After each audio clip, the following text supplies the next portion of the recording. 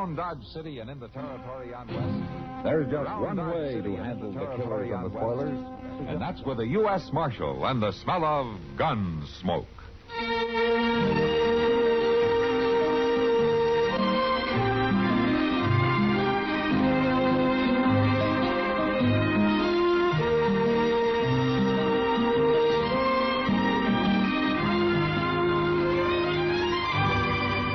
Gunsmoke, starring William Conrad, the story of the violence that moved west with young America, and the story of a man who moved with it.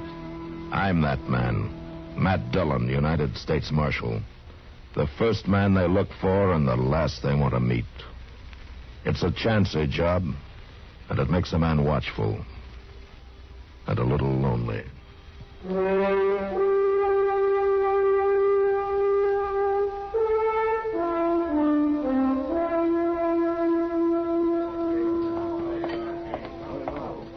Marshal? What? Marshal, I've been looking for you. Oh, hello, Tush. I just want to ask you one question. All right, go ahead, ask. Are you not sworn as a matter of bound and duty to uphold law and order in Dodge City? Well, I guess you could put it that way. Then why don't you get up from that there table and go out and find that cow? Oh, Cow? goodness, you think all Mr. Dillon's got to do is go around hunting some scrawny old cow? You keep your mouth shut, Chester. No, just a doggone minute here. Ain't nobody going to smart off Sit at you down, like that. Chester, sit down. Well, you too, Tush. You keep waving your arms like that, you're going to get apoplexy. I ain't got no time to sit down, Marshal. I got 1,400 head of cattle over across the river, bawling and a-frothing. I got buyers up at the Dodge House willing to pay pretty near anything I ask because I'm bringing in the first trail herd of the season, providing I can. Marshal, you've got to find out what happened to Oney Hager and that gall-dying cow of his. Well, how do you know anything has happened to him? They ain't at that shack of his, neither one of them. If he was just going visiting, he wouldn't take the cow, would he? He might. Oney Hager's pretty crazy about that cow. You shut up, Chester. I didn't ask you. I didn't ask if you asked. I was just saying my own sense. All right, Chester. Look, Tush, why don't you just sit down and have a beer, huh? Oney will be back in his own good time. Well, his good time ain't mine. Bert Collins is bringing a herd up for the Circle C. Ain't more than 2 days behind me. And if he gets his cattle across that river and into them shipping pens first, he'll get the big price and not me. Well, I'll check around town in the morning and see if anybody knows where Oney went. Or to ask his neighbors, they ain't seen him for 4 or 5 days, or the cow either. And, Marshal, I'm reminding you of your sworn duty. My sworn duty doesn't include going out and scouring the countryside for a missing cow, Tush. Not even if there's been foul play done? What are you talking about? That shack of his has tore up something awful, like there was a big fighting ruckus in it. Is that the only reason you think something's happened to Oney, the way the place looks? Marshal, Bert Collins wouldn't stop at nothing to get that herd of his in ahead of me. He's just low down mean enough.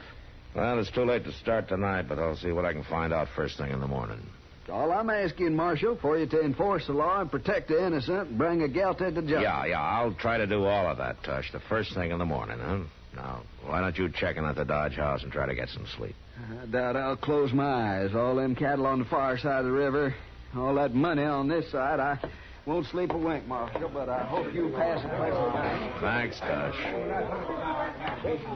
My goodness, Mr. Dillon, all that fuming and fretting over a 16-year-old cow that's a dang skinny or hip bone stick out like a hubs on a wagon wheel. Yeah, but she comes in handy, though, for a job like this. Hello, Matt. Chester. Oh, hello, Kitty. Oh, Kitty. Sit down. You like to have some beer? Yeah, thanks. All right.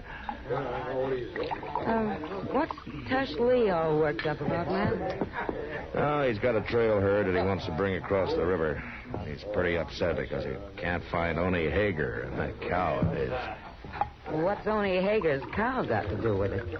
Oh, for land's sake, Miss Kitty, everybody knows you got to have a cow or a steer that's a good swimmer and that'll take the lead if you want to drive a herd across water.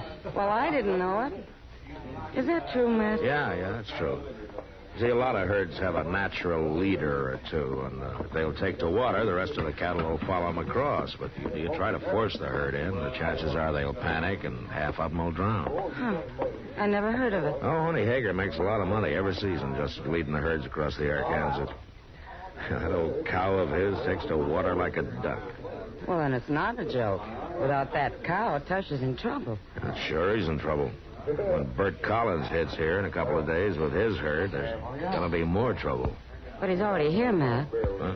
Collins? Yeah, I seen him on the street this afternoon. Ain't he due in yet? No. He must have had a gun ahead. Mr. Dillon? Tush said that shack of Oni's was all tore up like they'd been a fight. Yeah. And Oni's not one to go off on sudden trips. You know something, Kitty? I think you're right. It's not a joke.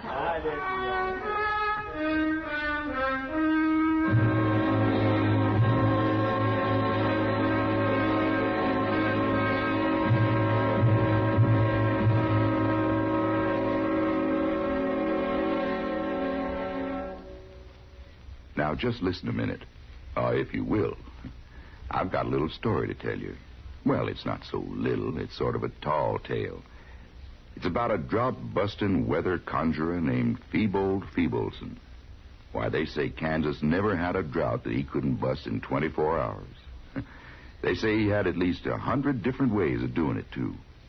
Once, when it got so hot that folks had to spend half their time in some lake to keep from drying up and blowing away, old Feebold figured it was time for a little rain.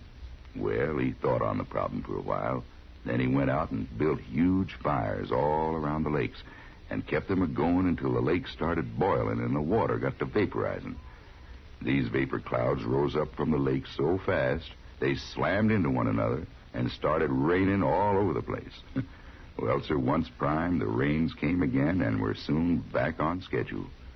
Feebold saved the country that time. That wasn't the only time that Feebold saved the country either. There were others, too. Like the time he used the noise method to make rain. Oh, he didn't use cannons and rockets and the like. He was original. He used frogs. Now, Feebold realized that frogs wouldn't croak unless they were good and wet, so he hypnotized a couple of them and told them it was raining. Well, sir, it would have done your heart good to hear them frogs croaking with joy and spreading the news around. Soon every frog in the country was croaking as loud as he could, which was loud enough to give an Indian rain god a skull-splitting headache.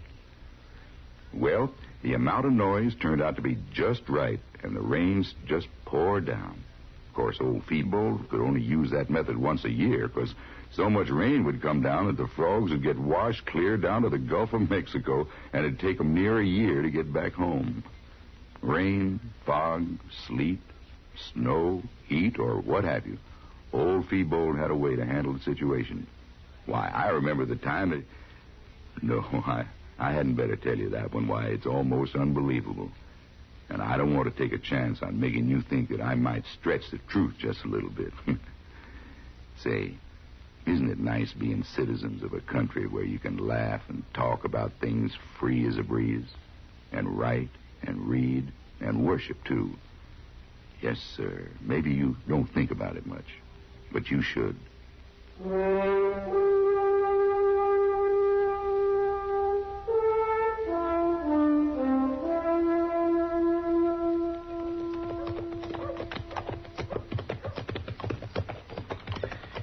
It sure is good to get back, Mr. Dillon. I'm terrible hungry. Matt! Oh, Matt! Huh? Wait a minute. Oh, hello, Doc. Oh, Doc. Want to talk to you. All right.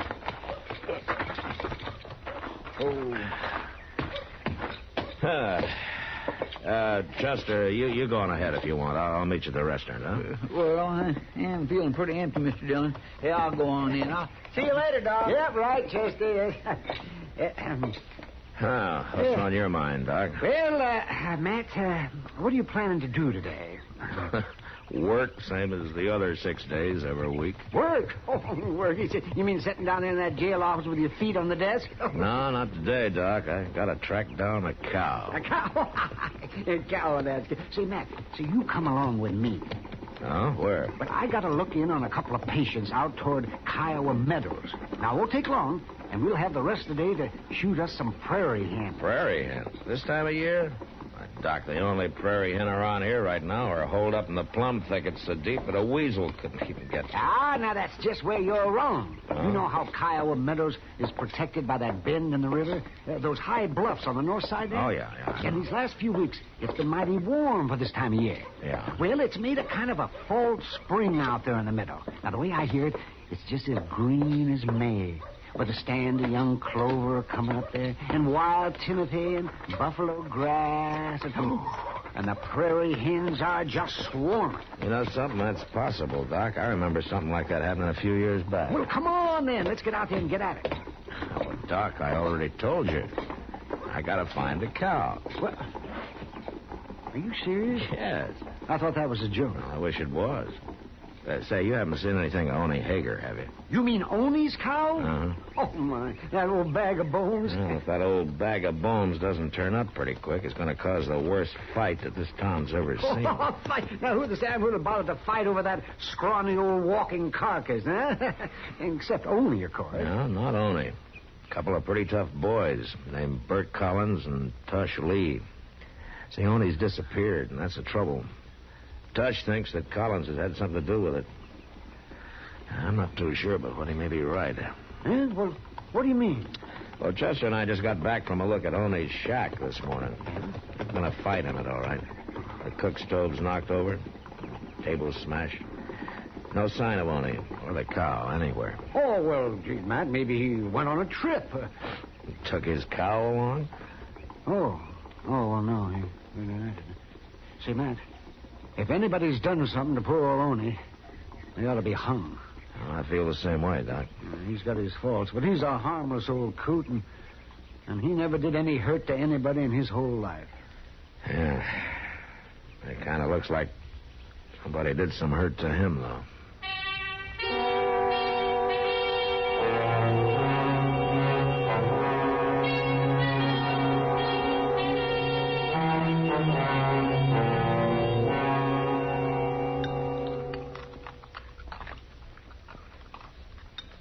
I just don't seem to have no appetite at all lately, Mr. John. Yeah, I noticed that, Chester. You only had 6 eggs. Well, I don't mean I don't eat exactly, but I just don't seem to relish it so much anymore. Ah, I see. Or maybe if you cut down on the quantity a little bit, maybe... No, it ain't that, I don't think. Uh-huh. See, it's just more like I've been feeling poorly lately. Nothing particular, exactly, just kind of sore all over. Tell me something, Chester. You didn't start getting these feelings just a few minutes ago, did you, when I told you about Doc going hunting today?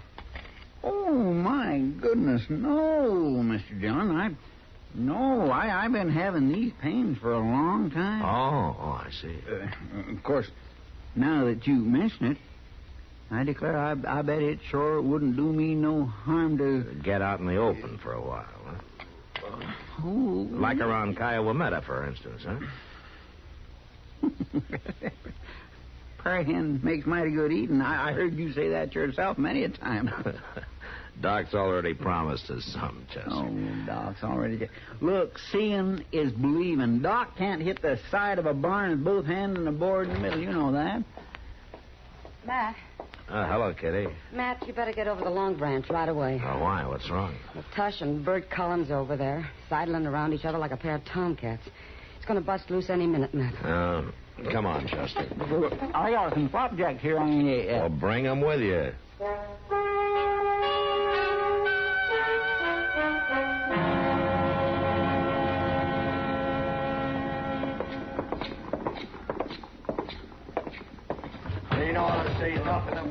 There they are, Mr. Dillon. Yeah. Everybody knows what kind of people some people are, and with them kind, proving ain't needed. Well, now, man had never had no friend his whole born days. Should not expect nobody here to agree with. Matt, if we get another mirror broke this month, we might as well close up. We'll see what we can do, Kitty. You stay here, Chester. Yes, sir. I'm Want some saying you flapjacks? made off with Oni Hager and that cow of his, and more than likely you done him in. Now, that's a lie. And I'm going to break you in pieces for it. Well, you can start whenever you're All ready. right, hold it, both of you. Huh? Well, there's a murderer, Marshal. Do your duty now. Marshal. A man shouldn't ought to go telling lies about somebody, had he? What are you doing in town, Collins? I thought your herd was still a day or so south of the river. Well, I rode in ahead. Wanted to talk to them cattle buyers. Come in to steal that cow and murder Oni Hager. That's what he done. Have you seen Oni, Collins? Why'd I want to see him? I got 2-3 good swimmers at my herd. You gonna arrest him or ain't you, Marshal? I'm afraid I haven't got much reason to, Tush. All right. I'm gonna take the law into my own hands. I wouldn't advise that, Tush. I give you your chance, Marshal. If you ain't gonna do your job, I'm gonna bring my boys into town. We'll do it for you. Tush, come back. Well, now. Crazy fool. The man is going to be attacked. He shouldn't ought to just stand around and do nothing to protect himself, should he? Now, wait a minute, Wait Collins. nothing. I'm going to camp and get some of my boys, Marshal. Doggone old cow sure is causing a lot of trouble, ain't she, Mr. Dillon? Yeah. And it's going to get worse.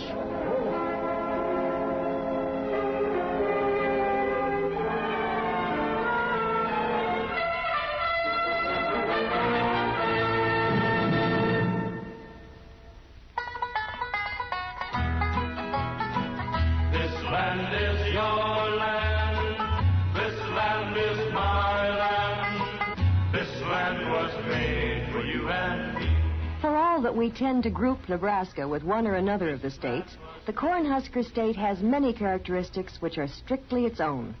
Since 1875, for example, Nebraska has been a debt-free state which preferred to spend 10 years building the Capitol at Lincoln rather than spend money it didn't have. Further, as its name may indicate, corn is its most important crop, and Omaha's stockyards are among the largest in the world.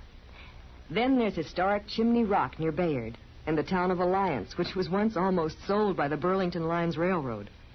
Many years of tears and Indian wars and hardships such as the grasshopper plague contributed to the words which are engraved upon the Capitol.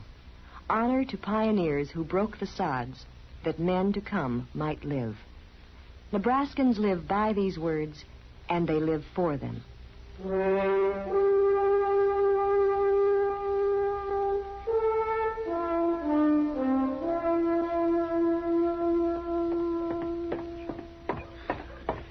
Something like this just keeps my nerves tore to pieces. It's just awful. Mr. Dillon? Mr. Dillon? Shut the door, Chester. Oh, yes, sir. Mr. Dillon, what are you aiming to do? Sit here and digest my breakfast? Why? But they're going to be at it any minute now. Who is? Tush Lee and Bert Collins, you ain't forgot about them, have you? No, but I wish I could. Well, they're in town right now, both of them, and they got their men with them. Yeah, I know. Well, if you already know, why don't you do something? Like what, Chester? Well, my land, you could... At least you could go... Well, maybe if you couldn't do that, you... Well, you can't just sit here and let them kill each other. Oh, but I can sit here until I'm sure that that's what they're going to do. Yeah, but they are. They are. That's what I'm telling you. Tush is up there at the Long Branch saying how he's going to hang Bert, and Bert's down at the other end of the street making his brag about how he's going to shoot Tush so full of holes that birds can fly through. Chester, if all the killing that's talked about in Dodge City was actually done, Boot Hill would be 10 miles wide and 20 miles long. But these two are really going to. Then I'll deal with it when it starts. And that'll be any minute now. Everybody else in town thinks so, too. Take a look out this window. There ain't a soul in the street except for some crazy fool leading a... Mr. Dillon? Yeah, what's the matter? Tony Hager. What? And he's got his cow. He ain't dead at all. Come on.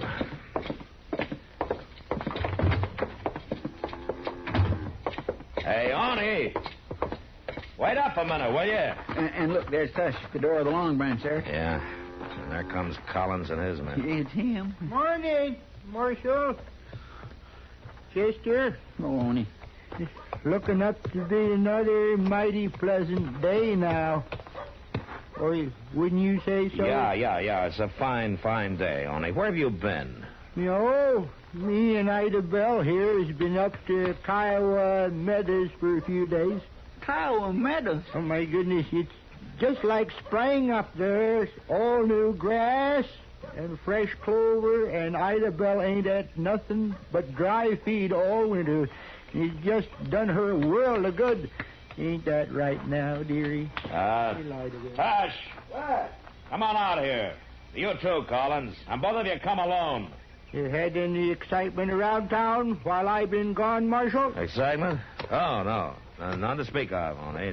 Things have been pretty quiet. Oni, did you see any prairie hen up in Kiowa Meadows? Oh, my, yes.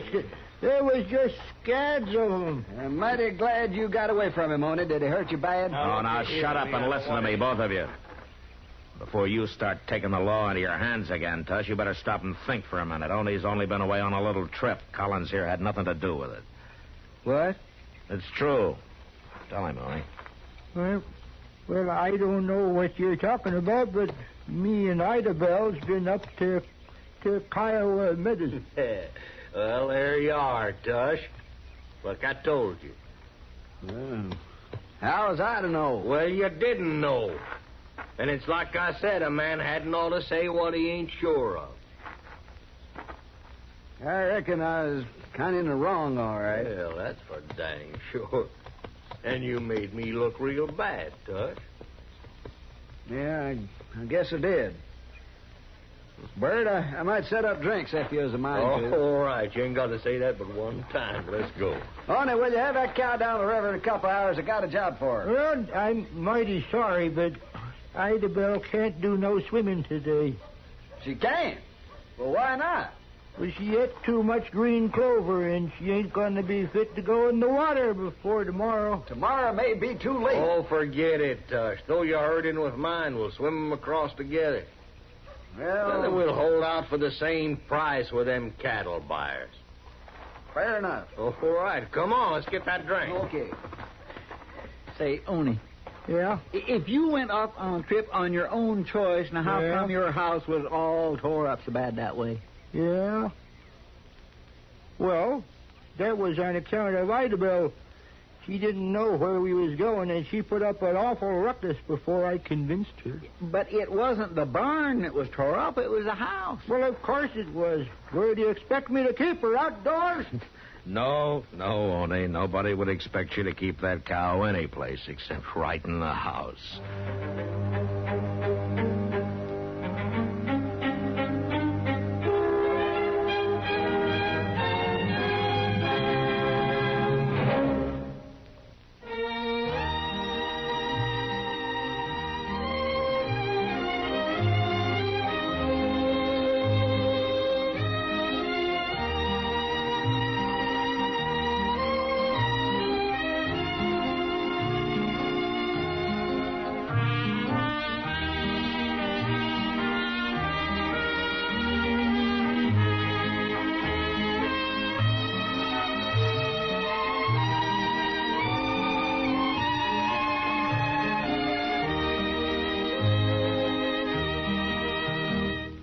Gunsmoke. Produced and directed by Norman Macdonnell. Stars William Conrad as Matt Dillon, U.S. Marshal.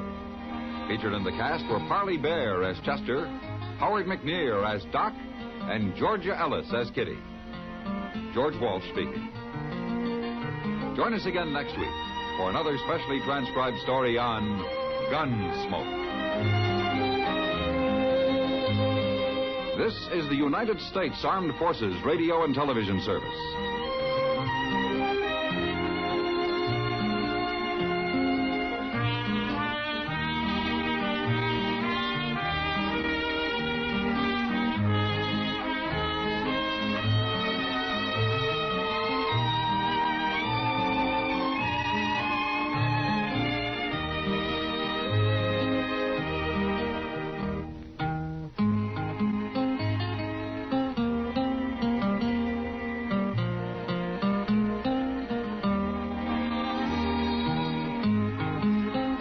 Just scads of them. I'm mighty glad you got away from him, Oney. Did he hurt you bad? Oh, now shut up and listen to me.